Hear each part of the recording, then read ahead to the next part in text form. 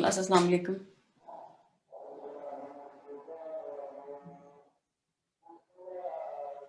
Hello, कैसे हो आप लोग? अच्छा, ये कितने पार्टिसिपेंट हुए हैं? 18 हुए हैं। 2 मिनट और वेट कर लेती हूँ, फिर उसके बाद हम स्टार्ट कर लेते हैं। वैसे अजान स्टार्ट हो रही है तो फिर हम 2 मिनट तक स्टार्ट कर लेते हैं।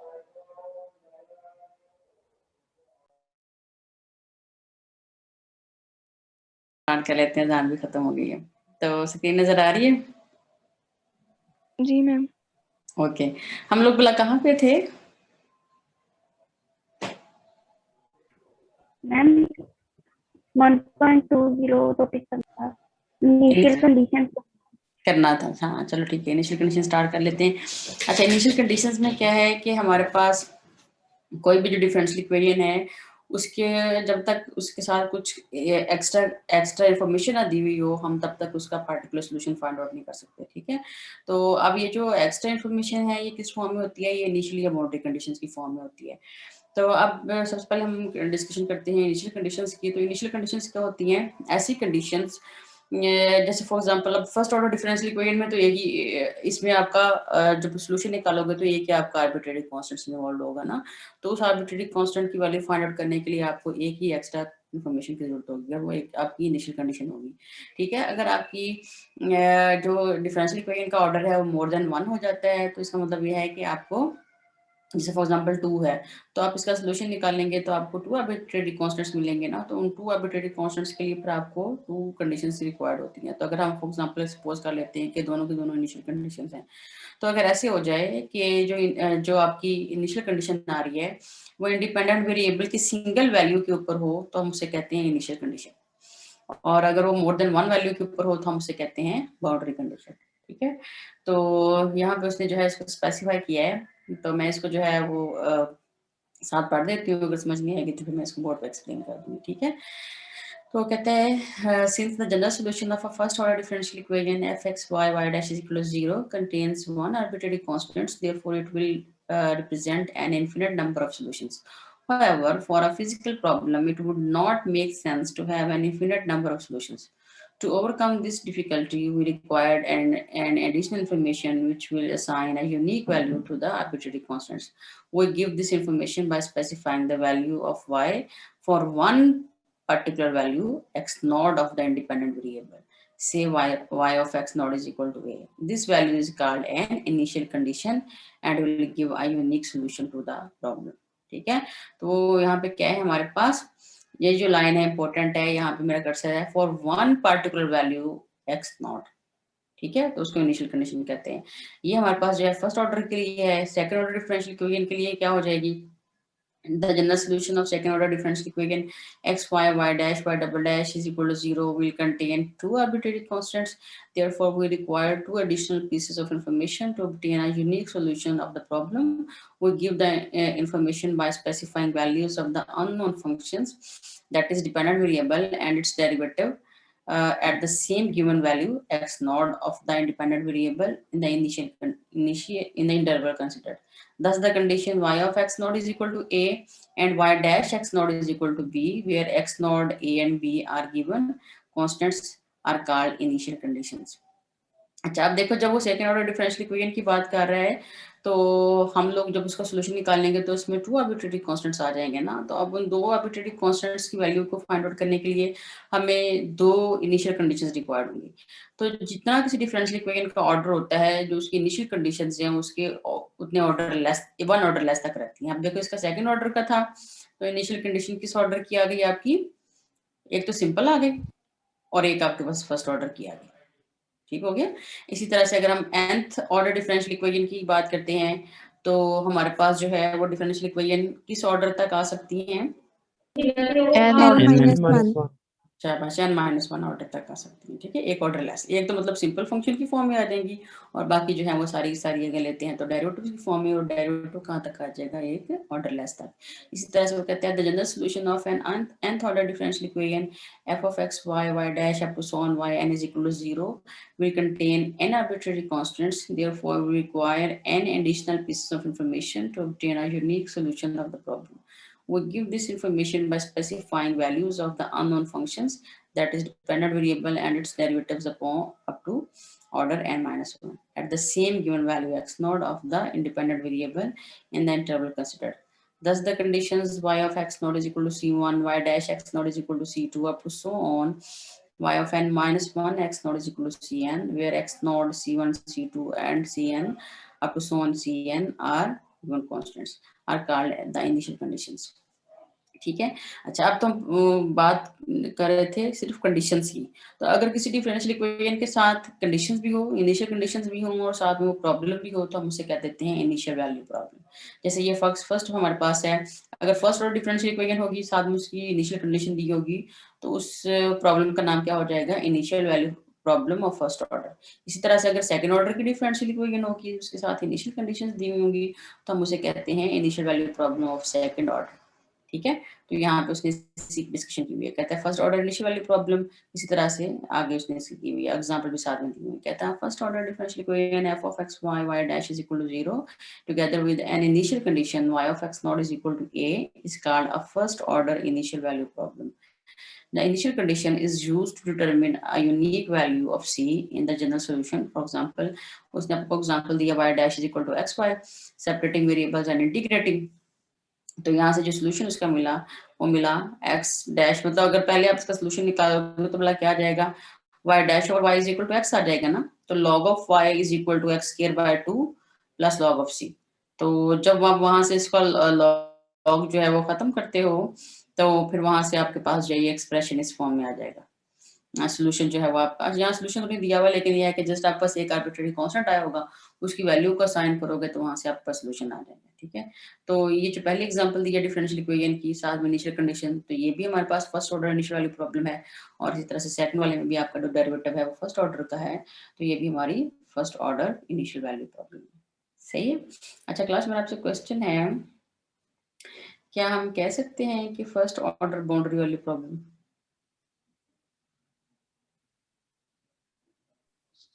नहीं हो सकती मैम, फिर उसके ऊपर ही आपने कहा ऑर्डर एक काम होगा, फिर वो तो गिवन फंक्शन आ जाएगा। शाबाश, तो एक ही कंडीशन रिक्वायर्ड होगी तो वो फिर आपके पास ऑटोमेटिकली इनिशियल कंडीशन की कैटेगरी में फॉल कर जाएगी, क्योंकि हमने इनिशियल कंडीशन के बारे में क्या पढ़ा कि जो आपके इंडिपेंडेंट वेरिएबल की सिंगल वैल्यू के ऊपर स्पेसिफाई कीजिए, चाहे वो एक कंडीशन हो चाहे मोर देन वन कंडीशंस हो, तो आपकी इनिशियल कंडीशंस होती हैं। तो इसमें आपका जो कि ऑर्डर आपका डिफरेंशियल इक्वेशन का ऑर्डर 1 है, जो डिफरेंशियल इक्वेशन की जो इनिशियल कंडीशंस हैं जो साथ में दी होंगी, वो उसका ऑर्डर एक लेस होता है, तो वो चूंकि सिंपल फंक्शन की फॉर्म में आ जाएंगी, इसलिए वो आपकी इनिशियल कंडीशंस ही होंगी। सही है। अच्छा, सेकंड ऑर्डर डिफरेंशियल इक्वेशन की उसने बात की, second order initial value problem, उसमें आपकी एक उसने सेकंड ऑर्डर की एग्जांपल में देख लो, उसने सेकंड ऑर्डर की डिफरेंशियल इक्वेशन ली है और यहाँ पे देखो y of 0 is equal to 3 and y dash of 0 is equal to 1। तो ये जो आपका 0 है एक्चुअली ये x की वैल्यू है, तो ये x की वैल्यू 0 पहले वाली कंडीशन में भी और x की वैल्यू 0 जो है वो सेकंड कंडीशन में भी आपकी जो है वो जब आपने स्पेसिफाई की है, तो वो आपके पास क्या आ गई, एक second order initial value problem आ गई। सही हो गया। यहाँ पर जनरलाइज फॉर्म में भी इसको लिखा y of x not is equal to a and y dash x not is equal to b।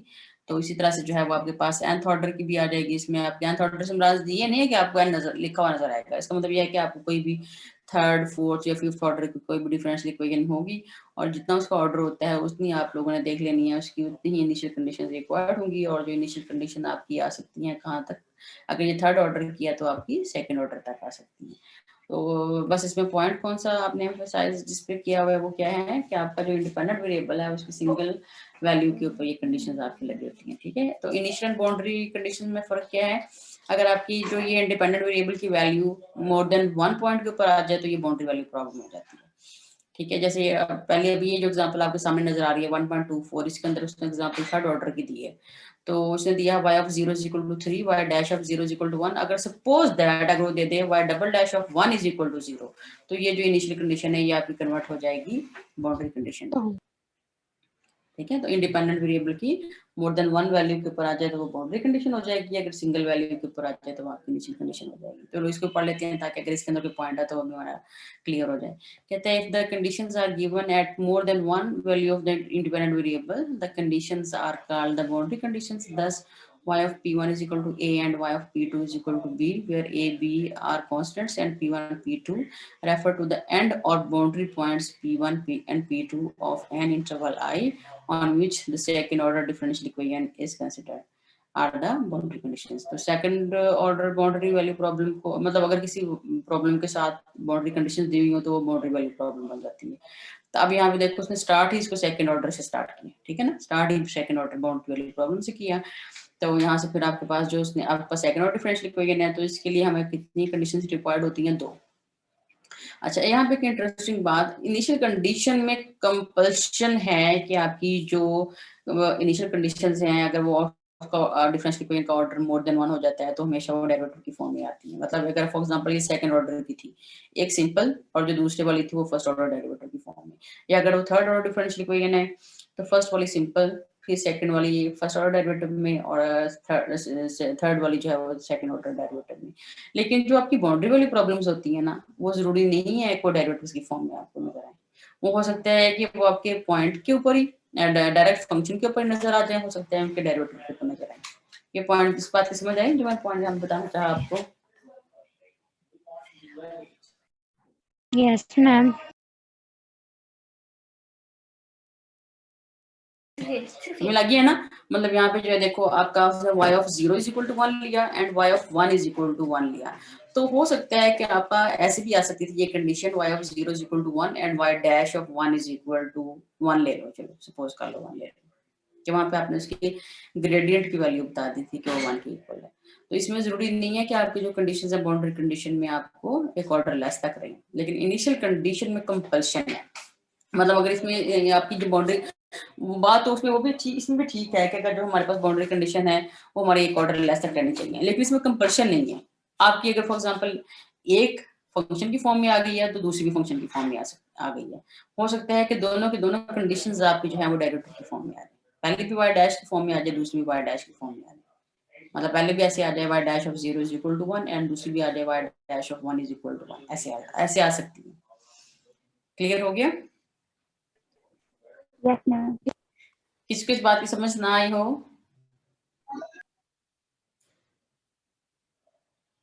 सही है, चलो ठीक है। आगे आपका जाता है लीनियर कॉम्बिनेशंस। लीनियर कॉम्बिनेशंस में क्या है, उसने कहा कि जैसे हम लोग किसी दो सॉल्यूशंस को आपस में ज्वाइन नहीं कर देते कुछ कांस्टेंट्स की हेल्प से, जैसे आप लोगों ने देखा कि d2y by dx squared plus 4 is equal to 0। दोबारा डिफरेंशियल इक्वेशन को सुन लो, क्या है आपके पास d2y by dx squared plus 4 is equal to 0, इसका सॉल्यूशन क्या आएगा आपका?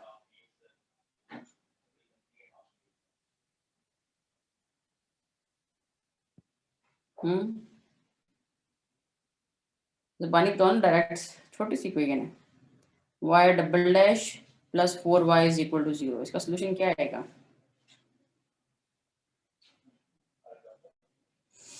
नहीं पता?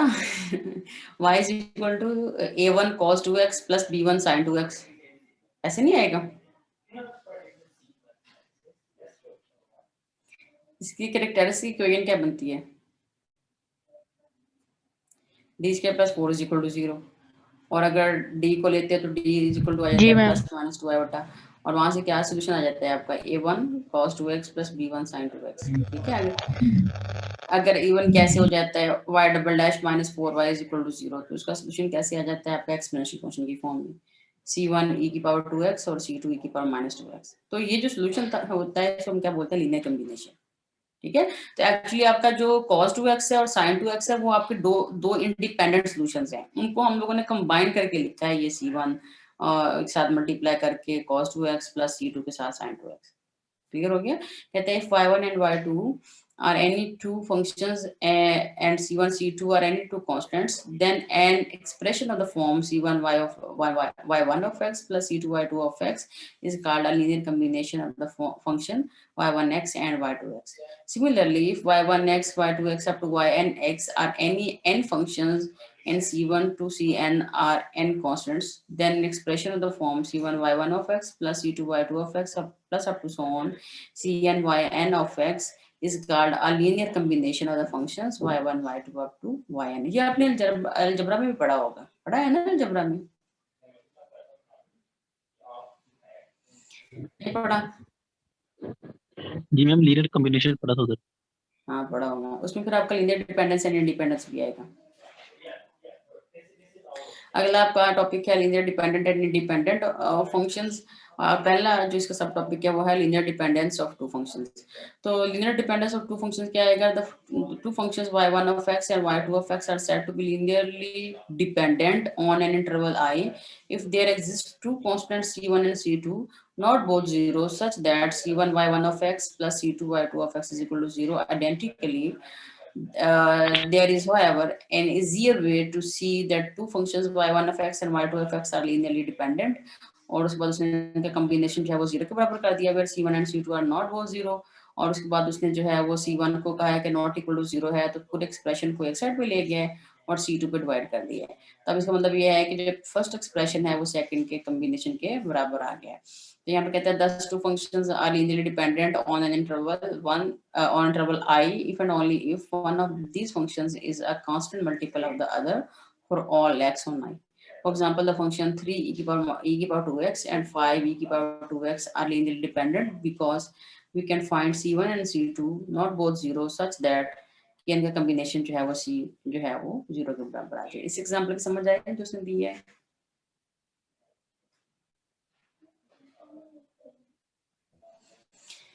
लीनियर डिपेंडेंट फंक्शन की समझ आई?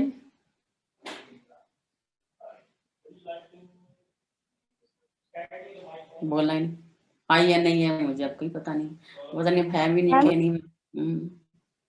एक दफा रिपीट करना है। तो मैं इसको एक्सप्लेन करती हूँ बहुत।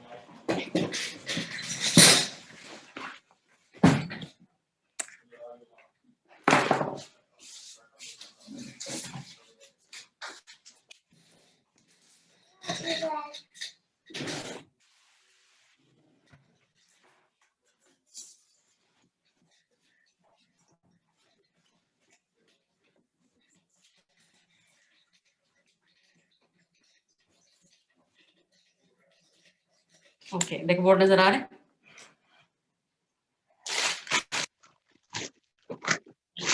नजर आ गया बोर्ड?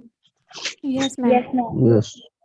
चलो अगर बोर्ड छोटा हुआ ना तो हो सकता है मैं इसकी शेयरिंग बंद कर दूं और पहले इसको एक्सप्लेन कर दूं फिर बाद में इसको ऑन कर दूं। ठीक है, तो टॉपिक आपका क्या है, linear dependence of two functions. Linear dependence of two functions. अच्छा इसमें देखो क्या है कि हमारे पास सपोज दैट एक मेरे पास फंक्शन है, लेट मेरे पास क्या है, late y1 of x is equal to -3x और मेरे पास है y2 of x is equal to 7x। या इसको ऐसे कर लो, e की पावर x कर लो x और ये भी e की पावर x है। ठीक है, अब हमने ये देखना है कि क्या ये दोनों फंक्शंस लीनियरली इंडिपेंडेंट है कि डिपेंडेंट है। तो इनको लीनियरली डिपेंडेंट हम कब कहेंगे, अगर हमारे पास ये हो जाए कि c1 y1 of x करें plus c2 y2 of x करें तो इसका आंसर जो है वो 0 के बराबर आ जाए। ठीक है, ऐसा मतलब है कि हम लोगों ने अब c1 और c2 ऐसे दो कॉन्स्टेंट्स फाइंड आउट करने हैं ये वाले कि दोनों के दोनों 0 ना हो एट ए टाइम। मतलब सपोज यहाँ पे क्या है कि c1 नॉट इक्वल टू 0 और c2 नॉट इक्वल टू 0। देखो अगर हम इसको 0 लेते हैं फिर तो 0 हो ही जाएगा ना। मैं c1 को भी 0 ले लेती हूँ और c2 को भी 0 ले लेती हूँ, तो दोनों जो है इसको मल्टीप्लाई करती हूँ y1 y2 के साथ, तो आपका आंसर 0 के बराबर आता है। ऐसे होगा ना। अच्छा लेकिन हमने क्या कहा है कि लीनियर डिपेंडेंस के लिए इनको at least one of c1 and c2 not equal to 0, दोनों भी हो सकते हैं। ठीक है, या एक हो जाए या दोनों हो जाए, लेकिन दोनों एट ए टाइम 0 ना हो। समझ लगी, दोनों नॉन जीरो हो जाए या उनमें से एक नॉन जीरो हो जाए तो ठीक है। अच्छा अब हम क्या करते हैं, मैं कोई भी कांस्टेंट ले लेती हूँ, सपोज दैट मैं इसको रहने देती हूँ -3x। मैं सपोज दैट मैं ले लेती हूँ लेट, यहाँ पे मैं कहती हूँ लेट c1 जो है मैं उसको सपोज कर लेती हूँ मेरे पास है वो 7/3। ठीक है, और मैं c2 को ले लेती हूँ +1। ये मैंने अज्यूम कर लिया। अब इसको वैल्यू को लगाओ इसका इस कॉम्बिनेशन के अंदर और देखो कि जो मैंने दो आपके सामने एक्सप्रेशंस लिखे हुए हैं, दो सॉल्यूशंस लिखे हुए हैं, क्या वो लीनियरली इंडिपेंडेंट है कि डिपेंडेंट है। सही है, तो उसके लिए फिर क्या करना है आप लोगों ने, या c1 y1 कर लो। c1 क्या मैंने लिया हुआ 7/3, तो 7/3 y1 मेरे पास किसके बराबर है -3 e की पावर x, और यहाँ पे C2 मैंने क्या ले लिया, यहाँ पे 1 और y2 क्या आ गया 7 e की पावर x। सही हो गया। अच्छा अब इनको आप मल्टीप्लाई करवाओ आपस में ना, देखो क्या बनता है। इस तरीके से ये 3 कैंसिल हो गया। तो जब आपने इसको सॉल्व किया तो ये बराबर किसके आ रहा है आपका -7 e की पावर x प्लस 7 e की पावर x। आंसर क्या आ गया 0। हो गया क्लियर।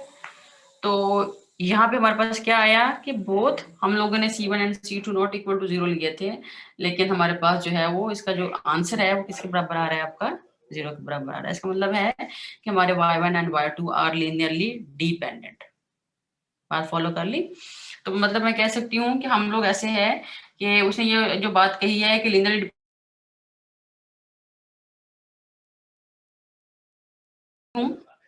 या y2 को लीनियर y1 के लीनियर कॉम्बिनेशन की फॉर्म में क्या लिख सकती हूँ, जब हमारे पास कोई कांस्टेंट्स आ जाए। जैसे आप यहाँ पे देखो मैं लिख सकती हूँ ना इसको, ये ठीक है। मैं इसको जो है वो एक साइड पे रहने दूं। जैसे उसने एग्जांपल दी, उसने कहा C1 y1 plus C2 y2 is equal to 0। वो कहते हैं suppose that C1 is not equal to 0, then उसने क्या ले लिया C1 y1 is equal to minus C2 y2 कर लिया, और बाद में उसने C1 के साथ इसको डिवाइड कर दिया y2, और चूंकि ये नॉट इक्वल टू 0 है तो उसने कह दिया कि y1 इसके लीनियर कॉम्बिनेशन के बराबर है। जैसे यहाँ पे देखो अभी हम लोगों ने क्या ले लिया, C1 इज इक्वल टू 7/3 ले लिया और C2 हम लोगों ने 1 ले लिया। तो जब हम यहाँ पे पुट कर रहे हैं तो वही आपका वो उसकी मल्टीप्लिसिटी के बराबर आ रहा है। हो गया क्लियर। तो ये था लीनियर आपका डिपेंडेंस। और इंडिपेंडेंस में क्या हो जाएगा, दो फंक्शंस को हम लीनियरली इंडिपेंडेंट कहेंगे कि उनका जो लीनियर कॉम्बिनेशन है वो 0 के इक्वल तब बने अगर हम सारे कांस्टेंट को 0 लें। इसकी एग्जांपल कैसे हो सकती है, जैसे सपोज दैट अभी लीनियरली इंडिपेंडेंट के बारे में बताने लगी हूँ। लीनियरली इंडिपेंडेंट, अच्छा सपोज दैट मेरे पास दो फंक्शंस हैं, y1 जो है वो मैंने ले लिया y1 is equal to x और y2 is equal to e की पावर x। ठीक है। अच्छा अब पहले तो मैं इस कैटेगरी के मुताबिक चलती हूँ ना कि इनका लीनियर कॉम्बिनेशन 0 के बराबर होना चाहिए, या दूसरी कैटेगरी क्या है कि इनमें से एक फंक्शन दूसरे के लीनियर कॉम्बिनेशन के बराबर लिखा जा सके, ऐसे ही है ना। तो मैं हम देखना चाहते हैं कि क्या y1 is equal to x and y2 is equal to e power x जो है वो लीनियरली इंडिपेंडेंट है कि डिपेंडेंट है। अब मुझे बताओ, अगर मैं ये एक्सप्रेशन लिखती हूँ C1 y1 plus C2 y2, क्या ये C1 और C2 की किसी वैल्यू के लिए, और वो कॉन्स्टेंट्स लेने हैं अपने, वेरिएबल नहीं होने चाहिए। C1 और C2 क्या मैं कोई ऐसे सिलेक्ट कर सकती हूँ कि जो इनका आंसर है, इनका लीनियर कॉम्बिनेशन है वो 0 के बराबर आ जाए? हाँ, ये तब 0 होगा अगर मैं C1 भी 0 लूं और C2 भी 0 लूं। ठीक है। तो ये मुझे इसके लिए क्या कंपल्शन है, इसको 0 करने के लिए हमारे पास कंपल्शन क्या है कि C1 is equal to 0 and C2 is equal to 0, both 0 होने चाहिए, देन ये कॉम्बिनेशन 0 के बराबर आता है, अदरवाइज ये 0 के बराबर नहीं आता। तो क्लियर हो गया यस मैम। लीनियर। तो ये था उसका कॉन्सेप्ट। तो चलो दोबारा हम चलते हैं स्क्रीन शेयरिंग की तरफ, साथ में अगर नहीं समझ आएगी तो दोबारा हम इसकी स्क्रीन ऑन कर लेंगे, बोर्ड ऑन कर लेंगे। तो यहाँ पे इसको दोबारा रीडिंग करो, पहले तो समझ आ गई, दूसरी चलो लीनियर इंडिपेंडेंस की तरफ। कहता है कि two functions that are not linearly dependent are called linearly independent. In other words, two functions y1 of x and y2 of x are said to be linearly independent if for any two constants c1 and c2 the equation c1 y1 of x plus c2 y2 of x is equal to 0 holds only when c1 is equal to 0 and c2 is equal to 0। दो सारे जितने भी combinations में constants आ रहे हैं वो सारे के सारे 0 होंगे, देन वो हमारे पास जो है वो लीनियर कॉम्बिनेशन 0 के बराबर बनेगा, और फिर हम कहते हैं कि वो फंक्शन हमारे लीनियरली इंडिपेंडेंट है। कहते हैं linear independence of y1 of x and y2 of x on I means that one function cannot be written as a constant multiple of the other for all x in the relevant interval। जैसे यहाँ पे देखो ना ऊपर लिखा y1 of x is equal to some constant multiple of y2 of x। ये सही हो गया ना। तो कहते हैं कि इंडिपेंडेंस में हम ऐसे नहीं लिख सकते। उसने जो है एग्जांपल दिया, for example the function e power x and x e power x are linearly independent. Screen share, oh sorry screen share नहीं हो रही थी मैम, अभी बंद हुई है। अच्छा चलो दोबारा मैं कर देती हूँ, इसको मैंने स्टॉप करके बंद कर दिया। अब मैं खाली रिफ्रेश किया तो हो जाएगी, जिनको नहीं हो रही थी। हो गई क्लियर ना।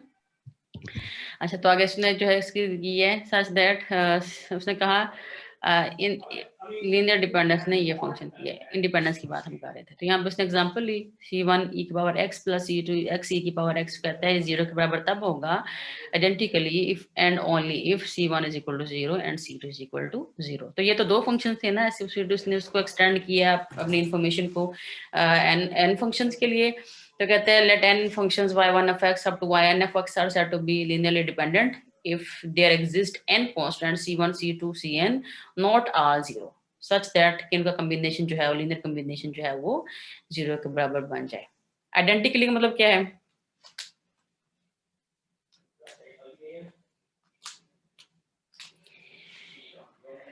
आइडेंटिकली का मतलब क्या होगा? हमेशा दोनों सेम होना। ज़ाहिरी तौर पर हाँ, मतलब कि आपका 0 के बराबर आएगा।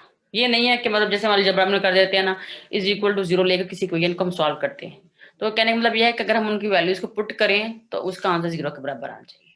ये कहने का मतलब ये है उसका। सही है।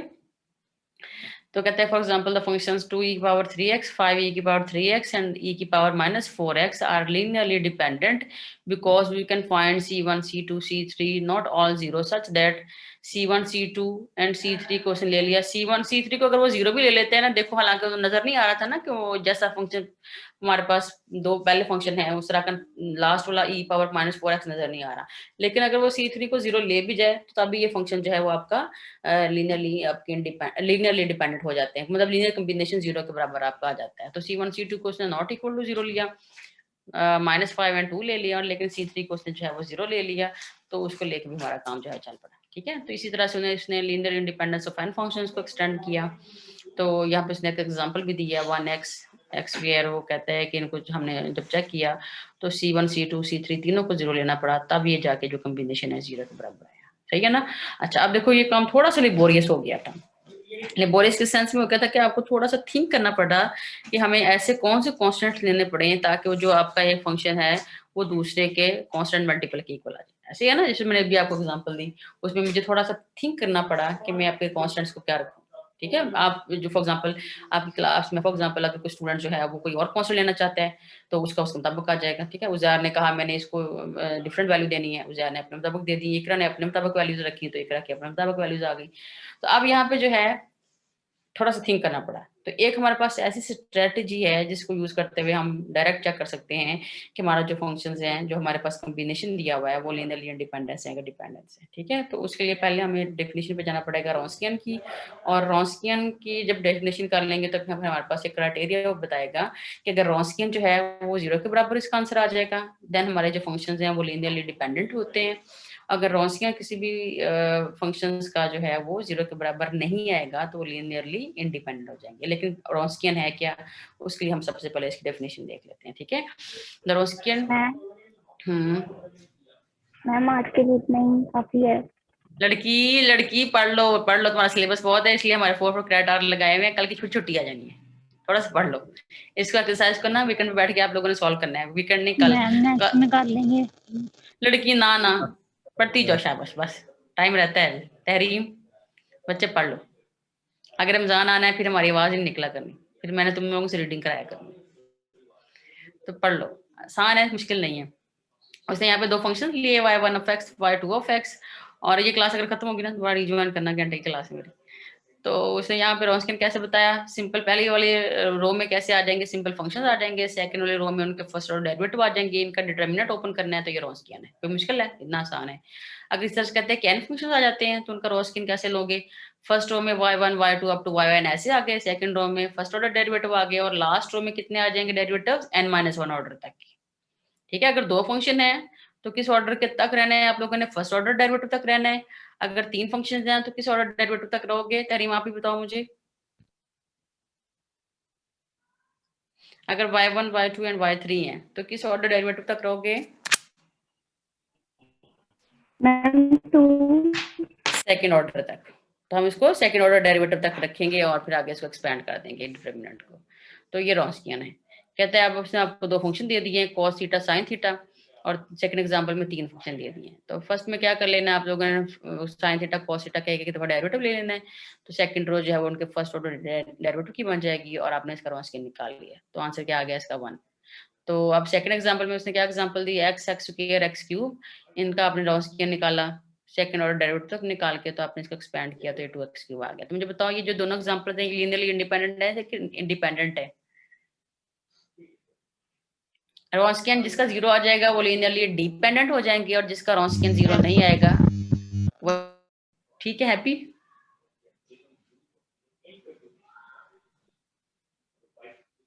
चलो ठीक है। जरताशा जियार और उजैर, उजैर आप कहाँ से हो? मैं शाहपुर से। शाहकोट में सिग्नल सही आते जी हैं? मैम। चलो भाई उजैर को मैं सीआर बना रही फिलहाल अपनी क्लास के लिए, बाकी आपके जी एंड सीआर वही है, मैं उनको चेंज नहीं करती। अच्छा आपने क्या करना है, क्योंकि इन दिनों में हमारा जो पोर्टल है अभी आपके ऑनलाइन नहीं वे क्लासेस, तो आप जो स्क्रीनशॉट्स लेते हो ना क्लासेस के ये अटेंडेंस के, तो अपने पास सेफ रखो। आप ग्रुप में भी शेयर कर सकते हो, लेकिन अगर फिर कई दफ़ा ये होता है कि मेरा मोबाइल अगर बहुत ज़्यादा ओवरलोडेड हो जाए, वो कहते हैं स्पेस नहीं है, तो मुझे कुछ चीज़ें डिलीट करनी पड़ती हैं और उसमें आपकी जो है वो अटेंडेंस भी हो सकता है डिलीट हो जाए। तो आप इनके स्क्रीन शेयर जो है वो आपस में ड्यूटी बांट लो कि किसने भी शेयर रखने हैं, सेव रखने हैं। जरताशा भी ले ले, कभी उजैर ले ले, तो इनके जो स्क्रीन शॉट्स हैं ना वो एटलीस्ट आप लोग इनके जब तक अटेंडेंस नहीं लगती ना, तो या वीकेंड तक जो है वो हर जो होता है ना वीक, उसके वीकेंड तक तो सेफ रख लिया करो, ठीक है? अटेंडेंस भी ले लिया करो ना, जैसे फॉर एग्जांपल भी 24 लोग हो गए हैं, पहली क्लास में थोड़े ज्यादा थे, तो जब आपको लग रहा है स्ट्रेंथ ज्यादा है हो गई है, क्योंकि बीच में कोई लोगों का इंटरनेट प्रॉब्लम भी हो सकता है, तो वो आगे पीछे हो सकता है, आपके रोल नंबर उनके वहां से गायब भी हो सकते हैं, दोबारा नए लोग भी ज्वाइन कर सकते हैं, तो आप लोग प्लीज इनकी ना अटेंडेंस ले लिया करो और स्क्रीन शॉट्स ले लिया करो, ठीक है? मैम हमारा अब ऑनलाइन ही रहेगा पूरा सेमेस्टर ये? बताओ कोई नहीं है मुझे, हम तो फिजिकल के लिए सही है, हमें होता है कि फिजिकल क्लास हो जाए, स्टूडेंट के साथ इंटरेक्शन हो जाए, फेस टू फेस मैथमेटिक्स में ऐसे होता है। लेकिन ये है कि अगर ऑनलाइन हो भी गई ना, तो ये तो चूंकि भी थ्योरेटिकल हमारा जा रहा है ना, तो मैं स्टूडेंट्स को बोर्ड पे पढ़ाती हूँ अपनी ना बाकी क्लासेस को, जैसे न्यूमेरिकल एनालिसिस में पढ़ा रही हूँ ना, तो हम उसकी बोर्ड पे क्लास लेते हैं, तो मैं इसकी स्क्रीन ऑन कर लेती हूँ, फिर हम बोर्ड पे ले लेते हैं। लेकिन चूंकि अभी आपका थ्योरेटिकल जा रहा है, तो उसमें जो है वो फिर मैं इसलिए इसको आपका स्क्रीन शेयरिंग पे काम यस चलाती मैम, हूँ, ठीक जैसे है? लेकिन आप आप परेशान कराते हो, हम इंशाल्लाह इसको बोर्ड पे कर लेंगे। आप जैसे कराते हैं ना मैम, वैसे तो हमें समझ आ जाती है, लेकिन बाकी टीचर तो नहीं ना बोर्ड यूज करते, तो मैम अब हाँ तो फिजिकली हो जाए। हाँ, लेकिन ये है कि कोरोना के केसेस भी बहुत बढ़ रहे हैं, 24 तक डिसीजन होना है, 24 तक बस दुआ करो कि अगर तो सही आ गए रिजल्ट्स, कोरोना का कम हुए इसका ट्रेंड, तो फिर तो खुल जाएंगे यूनिवर्सिटीज, अदरवाइज तो फिर इनको डिसीजन लेना पड़ेगा कि मतलब बंद ही रहें जब तक वैक्सीन जो है ना, वैक्सीन तो आ गई है लेकिन अब सारे लोग वैक्सीनेटेड नहीं हो जाते एटलीस्ट, क्योंकि जिंदगी से ज्यादा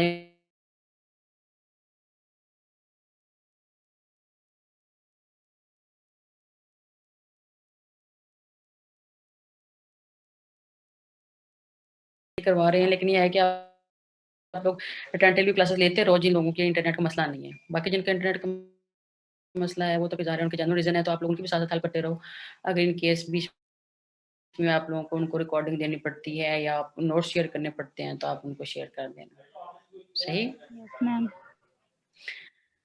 तो अब ये देखो इसमें रॉन्स्कियन हम लोग निकाले थे, रॉन्स्कियन इजी है ना आपका, जस्ट इसमें क्या है कि जितने आपके पास फंक्शंस दिए होते हैं आप लोगों ने देख लेना होता है कि जितने उसके डेरिवेटिव्स हैं, अगर फॉर एग्जांपल 2 आपको फंक्शंस दिए हुए हैं और एटलीस्ट इसमें 2 फंक्शंस ही होंगे, मतलब एक फंक्शन का रॉन्स्कियन आप नहीं निकाल सकते, तो 2 फंक्शंस हैं, अगर आपने देखना है कोई दोनों फंक्शंस लीनियरली इंडिपेंडेंट है कि डिपेंडेंट है, आपने उनका रॉन्स्कियन निकालना है। रॉन्स्कियन निकालने का मेथड उसने क्या बताया कि फर्स्ट रो तो सिंपल फंक्शंस की आ जाएगी और सेकंड रो में क्या आ जाएंगे,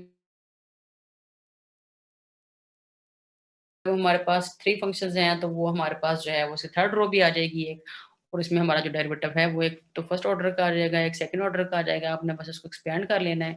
अगर तो इसके रॉन्स्कियन का आंसर 0 आ गया तो वो लीनियरली डिपेंडेंट हो जाएंगे, और अगर वो रॉन्स्कियन का आंसर 0 नहीं आता है तो हमारे पास जो है वो इंडिपेंडेंट हो जाएंगे। तो जैसे ये एग्जाम्पल आपके पास 1 एंड 2 आ गई, इसमें दोनों के दोनों हमारे पास आंसर रॉन्स्कियन के नॉन जीरो आ गए, इसका मतलब है कि ये दोनों एग्जाम्पल्स हमारी लीनियरली इंडिपेंडेंट है। इंडिपेंडेंट। तो यहाँ पे जस्ट उसने आगे इसका टेस्ट बता दिया है कि test for linear dependence and independence of solutions उसने क्या लिया, nth order homogeneous linear differential equations. अच्छा इसमें कंपल्शन ये है कि हमारे पास जो है ये होमोजेनियस डिफरेंशियल इक्वेशन होनी चाहिए। फिर कहते हैं कि have continuous coefficients defined over the interval a lesser or equal to x lesser or equal to b, और कहते हैं let y1x y2x up to yn(x) be the solutions of equation 1, then a necessary and sufficient condition that they will be linearly independent is that the Wronskian is non-zero for a lesser or equal to x lesser or equal to b. If however the Wronskian vanishes identically, the solutions are linearly dependent. ठीक है, तो यहाँ पे जो है वो उसने आपके एग्जांपल्स जस्ट दिए हैं y1 y2 x की, मतलब इक्वेशन नहीं दी ना, लेकिन ये आपको पता होना चाहिए कि अगर 3 सॉल्यूशन है इसका मतलब ये है कि हमारा ये थर्ड ऑर्डर डिफरेंशियल इक्वेशन होगी। अगर 2 आपके सॉल्यूशन दिए होंगे तो वो सेकंड ऑर्डर की हो जाएगी, तो उसने उसी की डिस्कशन की हुई है। तो यहाँ पे एग्जाम्पल पहली में देखें, x square x cube x minus 2, जब आपने इसका सोल्यूशन रॉन्स्कियन निकाला है तो आंसर क्या आ गया आपका 20, और which is not equal to 0। और सेकंड वाले एग्जांपल में e power x e power जो है वो 2 e power minus x example दी, और इसमें आपने इसका आंसर निकाला, रॉन्स्कियन निकाला तो 0 के बराबर आ गया। ठीक है, तो ये एमसीक्यू के तौर पे भी है कि अगर फॉर एग्जांपल आपको एमसीक्यू में आ जाता है, कोई फंक्शंस आ जाते हैं, आपने चेक करना हो कि इंडिपेंडेंट है कि डिपेंडेंट है, तो आपने जल्दी से उनका रॉन्स्कियन निकाल लेना है। मतलब ये 1 मिनट में ये हो जाता है, इतना कोई कॉम्प्लिकेटेड देगा भी नहीं फंक्शन कि आप निकालो। तो फिर आप उसका रॉन्स्कियन निकालना है, अगर तो रॉन्स्कियन 0 के बराबर आ गया तो कह देना है कि ये जो सेट ऑफ फंक्शंस है ये लीनियरली डिपेंडेंट है, अदरवाइज वो लीनियरली इंडिपेंडेंट है। ये आपके एग्जांपल्स आ गई इसमें। तो ये अगर तो मुझे नहीं कंफर्म कि छुट्टी है कल की नहीं है, अगर तो छुट्टी हो गई तो फिर भी ठीक है, अदरवाइज नहीं तो फिर भी आप लोग ये एग्जांपल साथ साथ इसको देख के ये जो एक्सरसाइज कितनी सॉल्व कर लिया आप लोगों ने?